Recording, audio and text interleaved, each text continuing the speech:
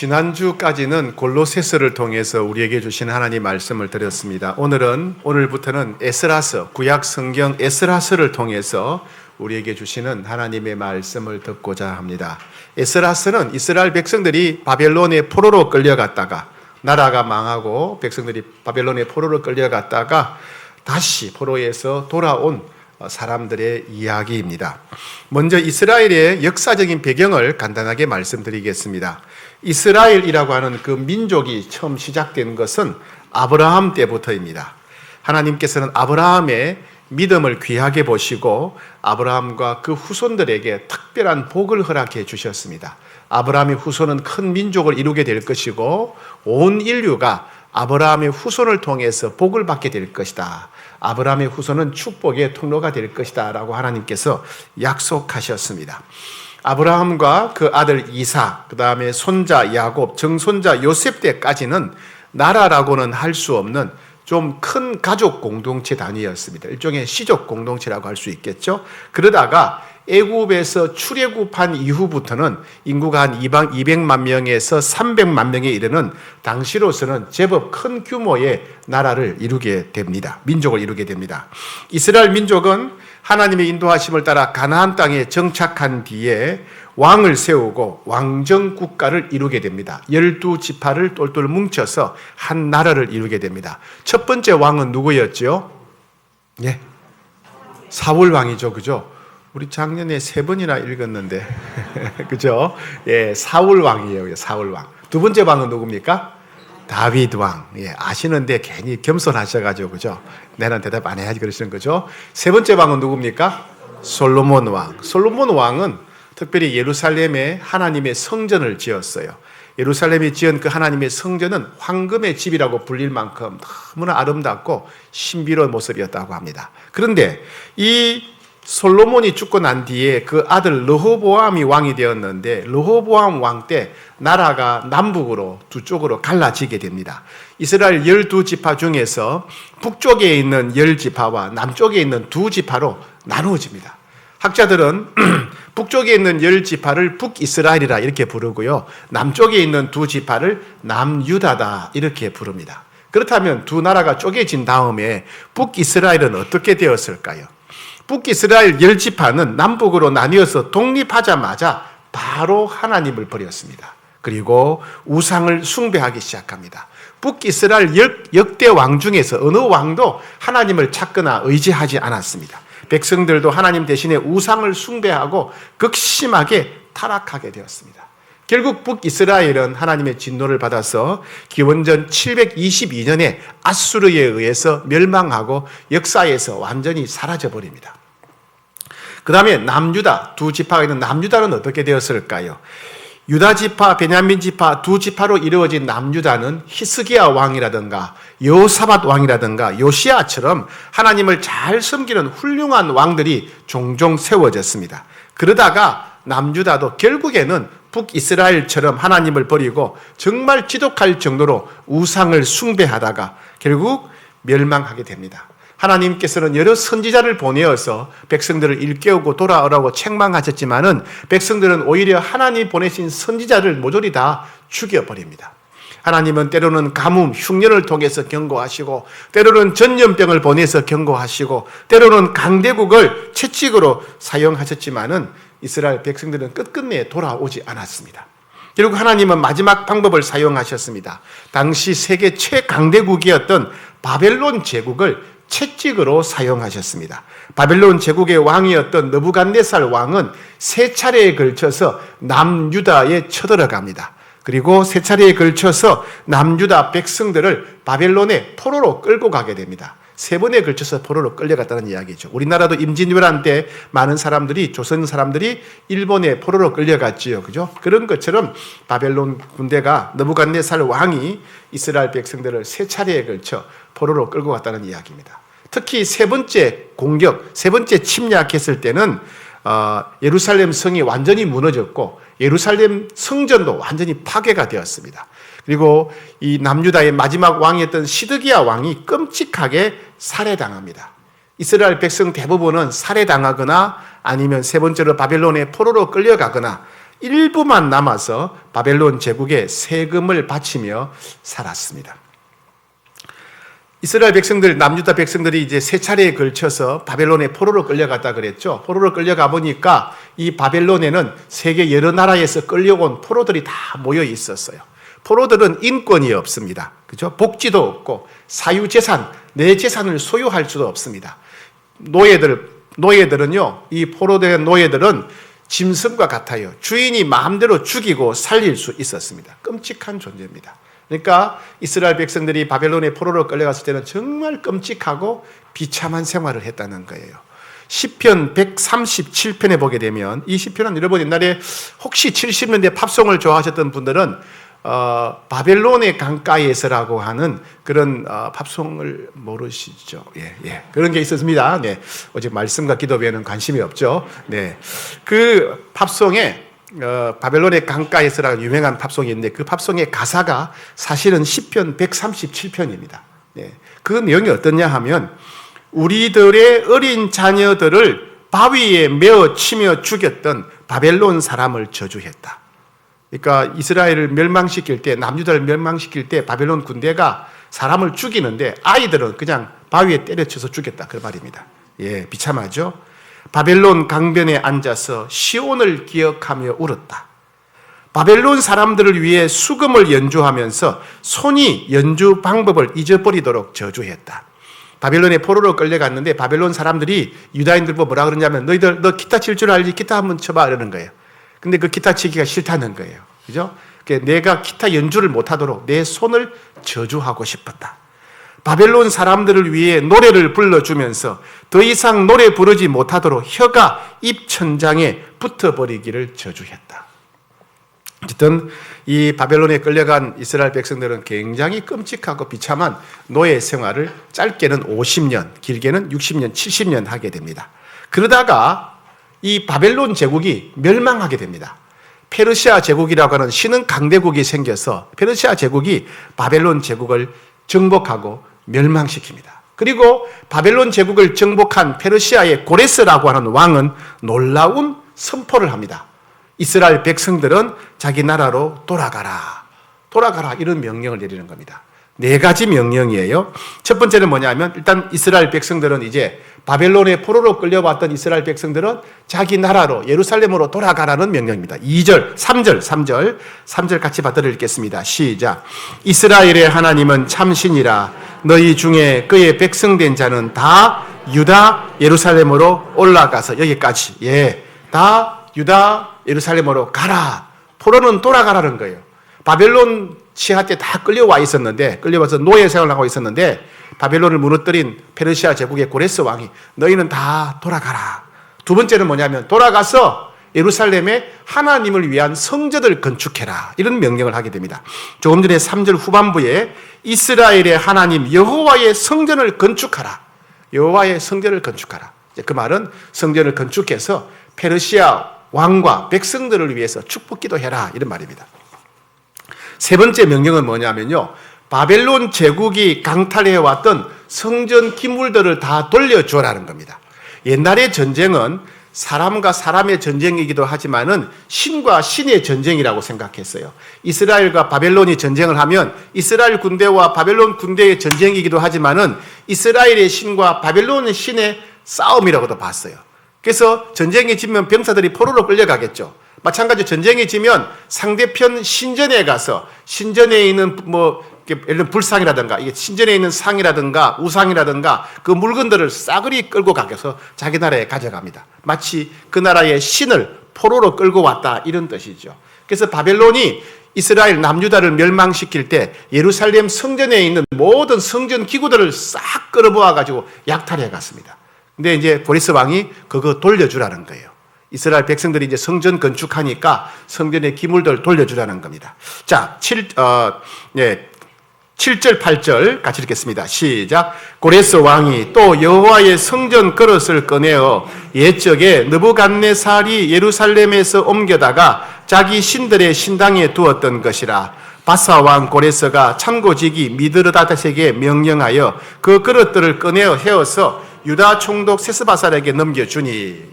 그래서 바벨론 때 그 약탈해온 성전의 기구들 다 돌려주라. 세 번째는요, 성전 건축을 이스라엘 백성들이 하려고 하는데 경비를 지원해 주라는 거예요. 포로들이 돌아가서 성전 건축하라 그래 놓고 또 성전 건축 경비를 지원해 주라 이렇게 말합니다. 자, 4절 시작. 그 남아있는 백성이 어느 곳에 머물러 살든지 그곳 사람들이 마땅히 은과 금과 그 밖의 물건과 짐승으로 도와주고 그 외에도 예루살렘에 세울 하나님의 성전을 위하여 예물을 기쁘게 드릴지니라 하였더라. 6절. 그 사면 사람들이 은그릇과 금과 물품들과 짐승과 보물을 돕고 그 외에도 예물을 기쁘게 드렸더라. 이거 참 이상한 모습이에요. 고레스 왕은요, 이스라엘 백성들이 이제 예루살렘으로 돌아갈 텐데 이스라엘 백성 주변에 살고 있는 사람들한테 페르시아 사람들한테 너희들 이스라엘 사람들한테 금도 주고 은도 주고 돈도 주고 짐승도 주라 그런 거예요. 성전을 건축하는 걸 돕도록. 그러면 그게 할 수 있겠어요?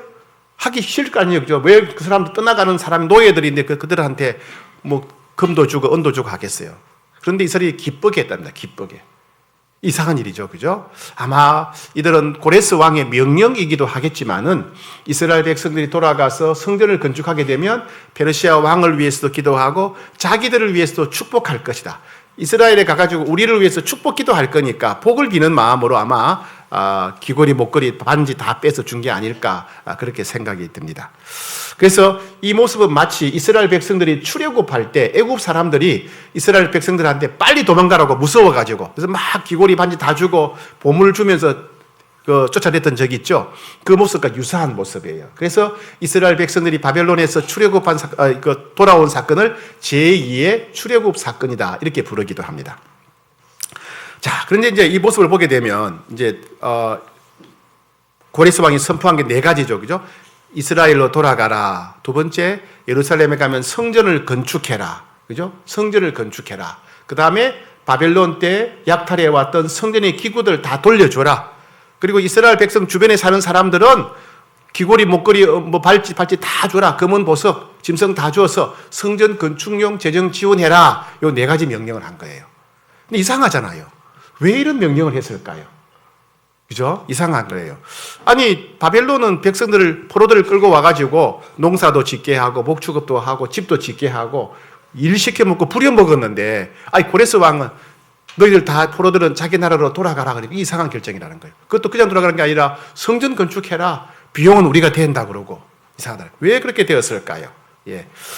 자, 페르시아 왕이 고레스가 이런 결정을 한 첫 번째 이유는 페르시아 제국의 통치 정책이 바뀌었기 때문에 그래요.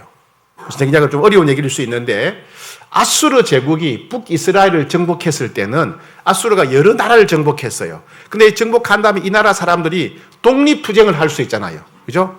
도시락 막 던지고 폭탄 넣어가지고 이럴 수 있잖아요. 그러니까 위험하니까 어떻게 하냐면 민족을, 사람을 섞어버린 거예요. 피를 섞어버렸어요. 피를 섞어버리니까 민족의식이 없어요. 우리 민족에는 민족의식이 없어지는 거예요. 그런 전략을 편 사람들이 아수르입니다. 혼혈정책이라 그래요. 혼혈정책. 두 번째는 이제 바벨론 때는 어떻게 했냐. 바벨론은 포로로 잡은 백성들을 끌고 가서 노예로 부려먹었어요. 노예로. 너희 농사 지어, 목축에 해, 집 지어 이렇게 해서 포로로 끌고 온 백성들을 다 자기 나라로 바벨론으로 데려가서 노예로 부려먹는 정책. 이걸 포로정책 혹은 노예정책이라 그럽니다. 근데 페르시아는 어떻게 했냐면 노예를 끌고 와보니까 이 노예들 관리하기도 힘들고 노예들이 반란 일으키면 큰일 나거든요. 그래서 어떻게 하느냐. 너희들 다 너희 나라로 돌아가라.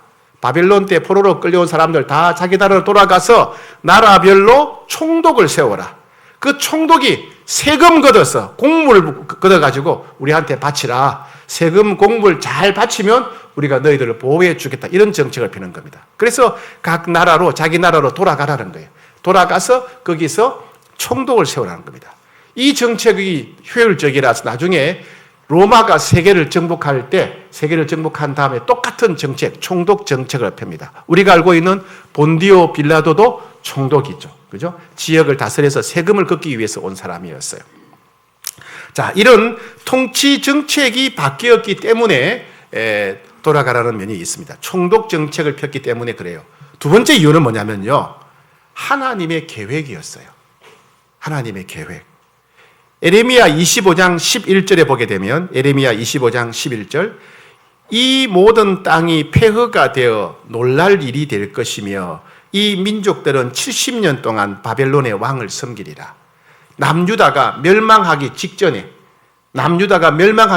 에레미야가 예언을 했습니다. 이 모든 땅이 폐허가 될 것이다. 남유다가 망할 것이다. 우리나라 망한다. 그리고 폐허가 된다. 그리고 백성들은 포로로 끌려갈 것이고 끌려갔다가 그냥 오지 못하고 70년이 차면 돌아올 것이다 라고 에레미야가 예언을 했어요. 그 당시 사람들은 우리나라가 망한다고 말도 안 돼. 애굽이 도와줄 거야. 뭐 말도 안 돼. 그런 얘기 시작했어요. 그리고 나라가 망해서 포로로 끌려가면 끝장인 거예요. 근데 에레미야는 예언했어요. 예, 나라가 망하고 포로로 끌려가겠지만은 70년이 되면 돌아올 것이다. 근데 그 에레미야의 예언대로 70년이 지났을 때 1차 포로 이후로 70년이 지났을 때 이스라엘 백성들이 돌아오게 됩니다. 그래서 많은 사람들이 야, 에레미야가 예언한 대로 되었구나 이 사실을 알게 되었습니다. 즉 그것은 에레미야 예언이란 말이 뭐예요? 하나님의 계획이었다는 거죠. 그죠? 하나님께서 의도적으로 이스라엘 백성들을 바벨론의 포로로 보내셨다. 그죠? 하나님께서 의도적으로 70년 동안 포로 생활하다가 돌아오게 하셨다. 그 하나님의 계획을 에레미야가 예언의 메시지로 선포했던 것입니다. 세 번째 이유는 뭐냐면요. 세 번째 이유는 하나님께서 사람들의 마음을 감동시키셨기 때문에 그래요.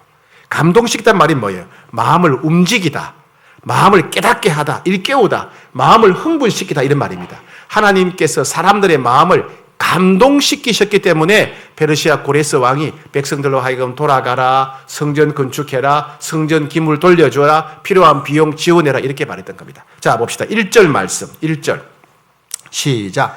바사 왕 고레스 원년에 여호와께서 예레미야의 입을 통하여 하신 말씀을 이루게 하시려고 바사 왕 고레스의 마음을 감동시키심에, 예, 바사 왕 고레스의 마음을 하나님께서 감동시켜 주셨어요.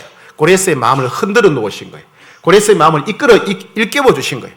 고레스의 마음을 흥분시켜 주신 겁니다. 그래서 고레스 왕이 이스라엘 백성들 돌아가라, 성전 건축해라, 성전 기물 돌려줘라, 재정 지원해라 이렇게 된 겁니다. 뿐만 아니라 하나님은 유다 백성들의 마음도 감동시켜 주셨어요. 5절 말씀 시작. 이에 유다와 베냐민 족장들과 제사장들과 레위 사람들과 그 마음이 하나님께 감동을 받고 올라가서 예루살렘에 여호와의 성전을 건축하고자 하는 자가 일어났다. 이게 뭐냐면요, 바벨론이 페르시아에 멸망한 다음에 이 노예로 끌려왔던 사람은 노예에서 해방됩니다. 그러면서 페르시아 체제에서 자유를 누렸던 것 같아요. 이제 이스라엘 사람들은 노예에서 해방되어서 페르시아에서 땅도 사고 집도 짓고 농사도 짓고 목축업도 하고 장사도 하고 삶이 좀 정착이 된 것 같아요. 그런데 이제 고레스 왕이 이스라엘 사람들은 갈 사람들은 가라, 예루살렘에 가라 그러는 거예요. 가고 싶겠어요? 안 가고 싶겠어요? 이스라엘 가게 되면 황폐화된 폐허예요, 폐허. 근데 그 당시 세계 최고의 강대국인 선진국에서 이제 땅도 사고 집도 짓고 장사도 하고 살만해졌거든요. 안 간단 말이죠. 다 안 갔어요. 근데 그 중에 하나님께서 마음에 감동을 주신 사람, 하나님이 주신 감동을 받은 사람들은 일어나자. 여기가 아무리 살기 좋아도 우리가 갈 곳은 예루살렘이야. 그리고 가게 되었다. 하나님께서 유다 백성들의 마음도 감동시켜 주셨어요. 또한 하나님은 페르시아 사람들의 마음도 감동시켜 주셨습니다. 6절 말씀 시작. 그 사면 사람들이 은그릇과 금과 물품들과 짐승과 보물을 돕고 그 외에도 예물을 기쁘게 드렸더라. 이스라엘 백성들이 예루살렘으로 돌아가는데 그 주변에 있는 페르시아 사람들이 자기 귀걸이 빼고 목걸이 빼고 반지 빼고 팔찌 빼고 해가지고 다 주면서 이것 가서 성전 건축해라. 그걸 기쁘게 했더라. 기쁘게. 예. 물론 이제 가서 우리를 위해 기도해다오 이런 거지만은 성령께서, 하나님께서 페르시아 사람들의 마음을 감동시키셨기 때문에 이런 일이 일어났다는 겁니다. 우리 하나님은 예수 믿는 사람의 마음만 감동시키는 분이 아니라 믿지 않는 사람들의 마음도 감동시키는 분이십니다. 자, 무슨 얘기입니까? 이스라엘 백성들이 그렇게 된 것은 이스라엘 백성들이 향해서 해방시켜주고 또 성전 건축하게 하고 필요한 경비를 지원하게 하고 기물을 돌려주게 한 것은 물론 페르시아의 정치 체제가 총독 체제로 달랐기 때문에 그런 부분도 있어요. 그러나 더 더 그 엄밀한 면은 뭡니까?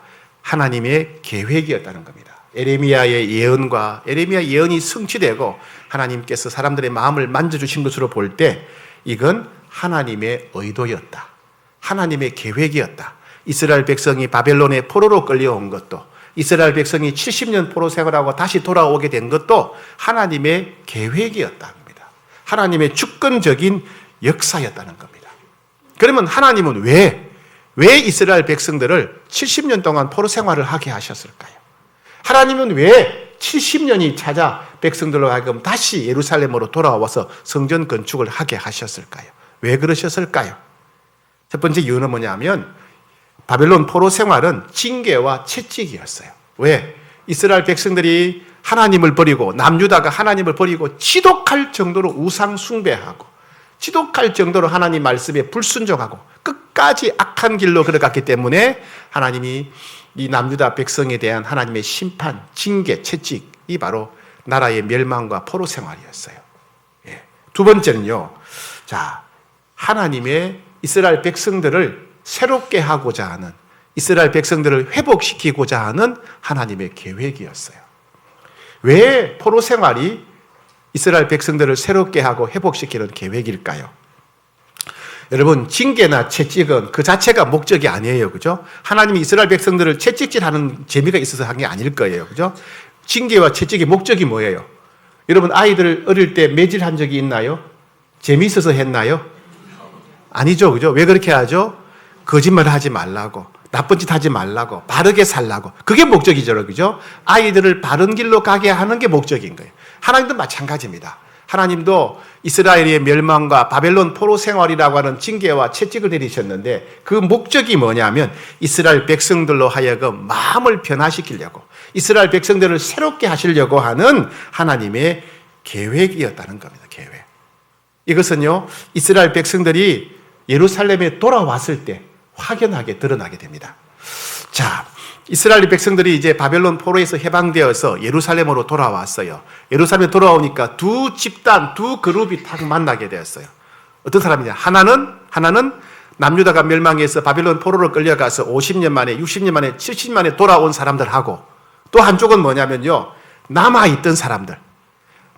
바벨론에 의해서 남유다가 멸망할 때 살해당하거나 포로로 끌려가거나 남아있던 사람들이 있어요. 남아있던 사람들. 그들은 예루살렘에 남아서 계속해서 바벨론 제국에 공물, 세금을 바치며 겨우겨우 살았습니다. 자, 여러분 생각해 보세요. 이 두 사람 있어요. 바벨론에 포로로 끌려갔다가 돌아온 사람하고 바벨론에 포로로 끌려가지 않고 예루살렘에 계속 남아서 살았던 사람들하고 둘 중에서 누가 믿음이 더 좋아졌을까요? 바벨론에 포로로 남아있던 사람들, 예루살렘에 남아있던 사람들은요, 거기에 성전이 있어요, 성전. 비록 많이 파괴되었지만 성전 터가 있는 거예요. 예루살렘과 가나안 땅은 어떤 땅입니까? 하나님이 주신 약속의 땅이잖아요. 하나님이 주신 약속의 땅에 살고 더군다나 성전이 터가 있는 예루살렘에 살았던 사람들이 믿음을 더 견고하게 잘 지키는 게 당연하지 않겠습니까? 하나님의 징계를 받아서 우상이 가득한 다른 나라에 끌려가서 70년 동안 50년 동안 생고생한 사람들, 그들이 어떻게 믿음을 지키겠어요? 그죠? 근데 놀라운 것은 포로에 돌아와 보니까 예루살렘에 살던 사람들은요, 다 믿음이 엉망진창이 되어버렸어요. 주변에 있는 다른 민족들의 우상을 섬기고 그들과 통혼하고 섞여 살고 이스라엘 민족이란 흔적이 없어져 버린 거예요. 다 섞여 살았어요. 그런데 이 바벨론에 포로로 끌려갔다 돌아온 사람들은 포로로 끌려갈 때 모습이 아니었어요. 처음에는 우상 숭배하고 불순종하는 사람들이었는데 지금은 너무나 다른 모습이었어요. 이스라엘 백성들은 바벨론에 포로로 끌려가면서 혹은 바벨론에 살면서 의문을 품었어요. 하나님이 살아계시면 이럴 수가 있나? 하나님이 살아계시면 우리 나라를 망하게 하실 수가 있나? 아니, 하나님이 살아계신데 왜 우리를 포로로 끌려와서 이 고생하게 만들까? 과연 하나님이 능력이 있을까? 과연 하나님이 우리를 사랑하실까? 그들은 의문을 품고 믿음의 회의에 빠졌습니다.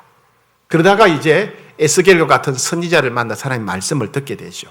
그러면 그들이 새롭게 깨달은 게 뭐냐면 하나님이 무능력해서 하나님이 우리를 사랑하지 않기 때문에 우리가 전쟁에 지고 포로로 끌려온 게 아니라는 거예요. 우리가 하나님 앞에 불순종했기 때문에, 우리가 하나님 앞에 우상 숭배했기 때문에, 우리가 하나님 앞에 철저히 죄를 지었기 때문에 하나님이 우리에게 징계를 내리신 거라는 사실을 깨달아 알게 된 거예요. 그러면서 그러면 우리가 살 길이 뭐다?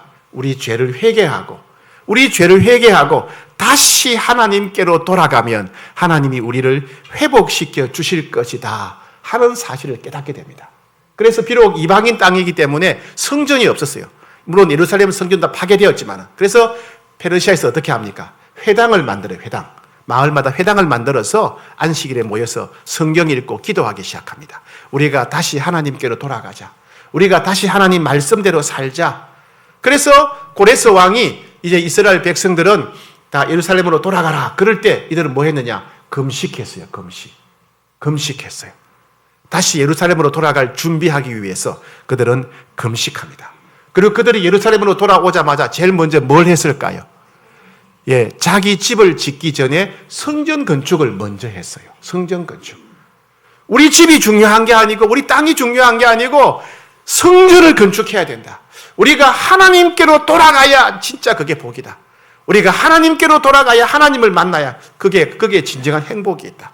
그래서 자기 집을 짓기 전에 성전 건축을 먼저 했어요. 저 무슨 얘기입니까? 포로로 끌려가지 않고 예루살렘에 남아있던 사람들, 농사 짓고 목축음하며 세금 바치며 살았던 사람들은 믿음 다 잃어버리고 이방인들하고 섞여버렸어요. 그런데 오히려 포로로 끌려가서 가전 고생을 다 했던 사람들의 믿음이 더 순결하고 훌륭한 모습이었어요. 즉 하나님은 바벨론 포로 생활 50년, 70년 한 이스라엘 백성들에게 믿음이라고 하는, 순결한 믿음이라고 하는 선물을 주셨던 것입니다. 즉 고난이 그들에게 유익이 되었다, 그 얘기입니다. 이스라엘 백성들은 역사적으로 많은 사건 경험을 통해서 이 경험을 했어요. 이 교훈을 얻었어요. 어떤 교훈? 고난이 유익이 될 수 있다 하는 교훈을 얻었어요. 이스라엘 역사상 가장 힘들고 고통스러웠던 순간은요, 애굽에서 노예 생활할 때 하고 광야 생활할 때예요. 저는 성경을 읽다가 참 이해가 안 되는 게 뭐냐 하면, 이스라엘 백성들이 광야 40년 생활할 때 왜 저렇게 계속 하나님 앞에 반발하고 불순종할까? 그게 이해가 안 되었어요. 하나님이 애굽에서 얼마나 많은 기적을 베푸셨어요. 홍해도 가르고 만나도 주시고, 그런데도 틈만 나면 못 살겠다, 애굽으로 돌아가겠다, 하나님이 우리를 죽이려고 한다, 계속해서 하나님이 우리를 죽이려 한다 그래요. 뭐 애굽에 무덤이 없어서 여기다가 우리를 죽이려고 데려왔나 이러면서 계속 하나님 원망합니다. 그 이해가 안 되었어요. 왜 하나님이 자기들을 죽이려고 한다 그럴까? 왜 하나님 못 믿을까? 그게 이해가 안 돼요. 여러분 이해되세요? 여러분 뛰어나니까 이해되지 않을까요? 예. 저도 이건 이해가 안 되었어요. 그런데 이스라엘 성기순례에 갔더니 이스라엘 백성들이 애굽에 탈출한 다음에 갔던 광야길을 걸어보게 되었어요. 이스라엘 백성들이 40년 걸어갔던 그 광야길에 가보니까 이해가 되었어요. 이해가. 거기는 물 한 방울이 없어요. 비가 거의 안 와요. 1년 동안. 거기는 풀 한 포기도 없어요. 물도 없고 풀 한 포기도 없어요. 예. 정말 건조한 땅. 농사 지을 수도 없고 목축업할 수도 없고 물도 없는 땅. 그건 죽음의 땅이야. 얼마나 햇빛이 따가운지 차 밖에 나와 서 있는 게 너무 뜨거웠어요. 그게 가보고 나서야 여기서 40년 살면, 아니 4년만 살아도 좀 죽겠다 싶어요. 타서 죽어요. 햇빛에 타서 죽어요. 예. 그래서 그만큼 끔찍한 땅이었어요. 광야가. 이스라엘 백성이 그런 광야에서, 무서운 광야에서 40년을 지낸 겁니다. 끔찍한 고통이죠. 그들은 그 죽음의 땅에서 40년을 지내면서 뭘 깨달았습니까? 하나님은 구름 기둥과 불 기둥으로 우리 인생을 인도하신다.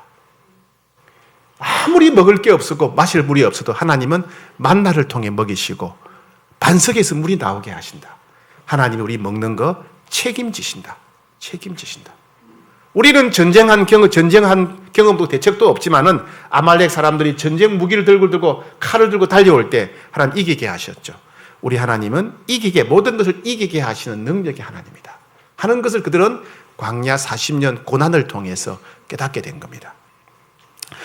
다윗은요, 더 끔찍한 삶을 살았어요. 사울 왕이 다윗을 죽이려고 달려들죠. 그것도 혼자가 아니고 3,000명의 병사를 거느리고 3,000명의 특공대를 데리고 다윗을 추적합니다.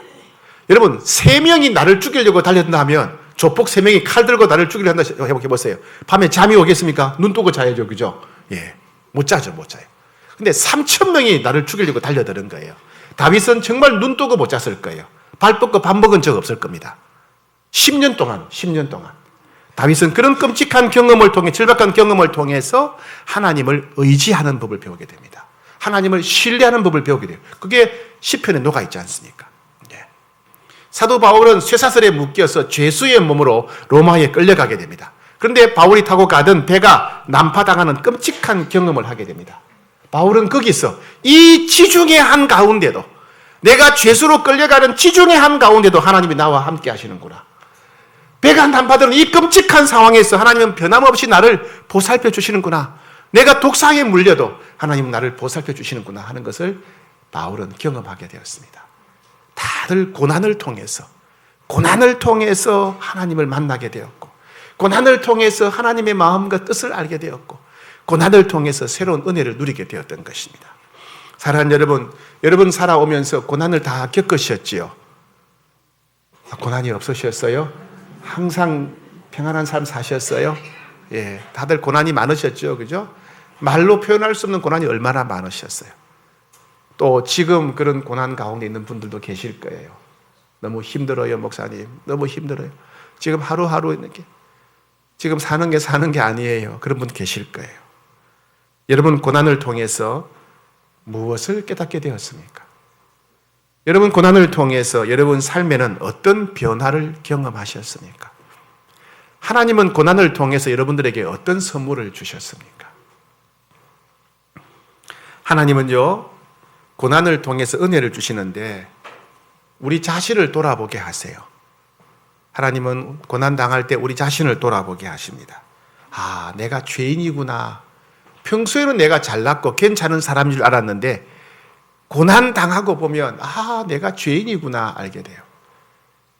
고난 가운데 있으면요, 아, 내가 아무것도 아니구나.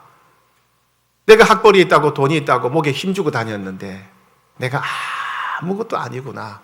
고난 당하면요, 내가 할 수 있는 게 없다는 걸 알게 돼요. 예.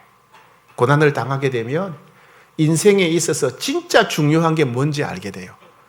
전에는 이것도 쫓고 저것도 쫓고 막 열심히 살았는데 아, 내가 진짜 중요한 걸 잊어버렸구나. 고난 가운데서 우리는 우리 인생에 있어서 진짜 중요한 게 뭔지 알게 돼요. 우리 삶의 우선순위가 뭔지, 우리 삶에 진짜 급한 일이 무엇인지 알게 됩니다. 고난을 당해봐야, 물 한 방울이 아쉬운 상황이 돼봐야 아, 하나님이 함께 하시는구나. 하나님이 나를 돌보시는구나 하는 것을 절실하게 경험하게 됩니다. 전에는 그냥 대충 기도했는데 고난을 당하면 하나님을 의지한다는 것이 무엇인지, 하나님께 매달린다는 것이 무엇인지 새롭게 깨닫게 됩니다. 고난을 통과한 사람은 하나님을 믿는 믿음이 다르지요. 고난을 통해서 우리는 다른 사람을 이해하게 됩니다. 전에는 그 모습만 보고 판단했는데 내가 고난을 당해보니까 다른 사람들의 아픔을 이해하게 되고 다른 사람들의 눈물을 헤아릴 수 있습니다. 고난을 겪으면 우리가 하나님의 사람으로 온전케 됩니다. 여러분, 고난은 고통입니다. 고난은 누구나 거부하고 싶은 것이죠. 고난은 우리 인생에 있어서 혼란이고 위기입니다. 고난은 우리가 어디로 가야 될지 모르는 막막함이고 두려움입니다. 그러나 고난은 우리를 사랑하시는 하나님께서, 전능하신 하나님께서 우리로 하여금 하나님을 새롭게 만날 수 있도록, 하나님을 의지하는 법을 배울 수 있도록, 하나님을 신뢰하는 법을 배울 수 있도록 우리를 이끌어가는 길입니다. 그리고 우리를 하나님의 사람으로 다듬어 가시고 빚어 가시는 선물을 주시는 기간입니다. 그 고난을 통해서 하나님을 새롭게 만날 수 있는 눈이 열리시기를 축복합니다.